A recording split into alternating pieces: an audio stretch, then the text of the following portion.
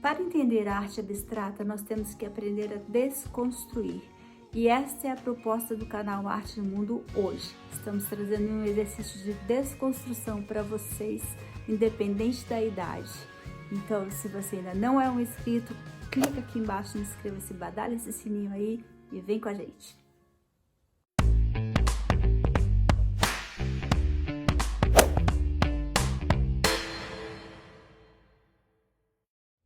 A desconstrução é um passo à frente para entendermos a arte abstrata e a arte contemporânea. Então, o exercício de hoje é para todo mundo e nós vamos ao passo a passo. Gente, para o nosso jogo de xadrez, nós vamos precisar de 2 trabalhos, uma régua, um lápis e uma tesoura. Vamos pegar o nosso primeiro trabalho, inverter, marcar as linhas horizontais e fazer a numeração dele, para as crianças não se perderem. E a mesma coisa nós vamos fazer com o segundo trabalho, porém com as linhas na vertical e a numeração. Com isso nós vamos ter os 2 trabalhos, sendo que um na vertical e um na horizontal. O que nós precisamos fazer agora é cortar tanto o vertical quanto o da horizontal. E com isso nós vamos à nossa montagem. Pega a base do horizontal e vai colocando da forma numerada o vertical, sendo que um por cima e um por baixo, um por cima e um por baixo. Vejam que eu prendi com um pedaço de fita crepe para ajudar na montagem.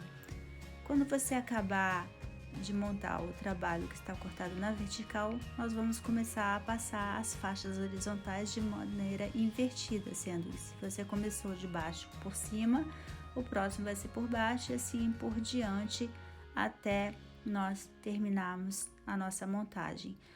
Gente, nessa hora não precisa ser como o meu aqui, que são 2 trabalhos de giz pastel, mas pode ser também 2 figuras de uma revista, 2 desenhos dos seus filhos, não importa.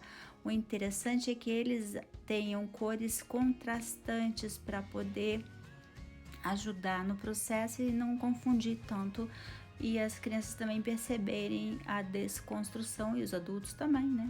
Esse para todo mundo. Pronto, tá aí, ó.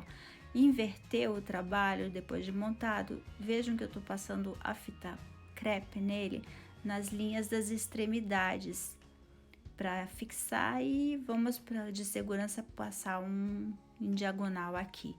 E agora basta nós cortarmos o nosso trabalho. Vejam que eu estou cortando bem no meio da fita crepe, na última linha, para tirar essas pontas que ficam às vezes irregulares e a gente não vai precisar delas para o nosso trabalho de desconstrução.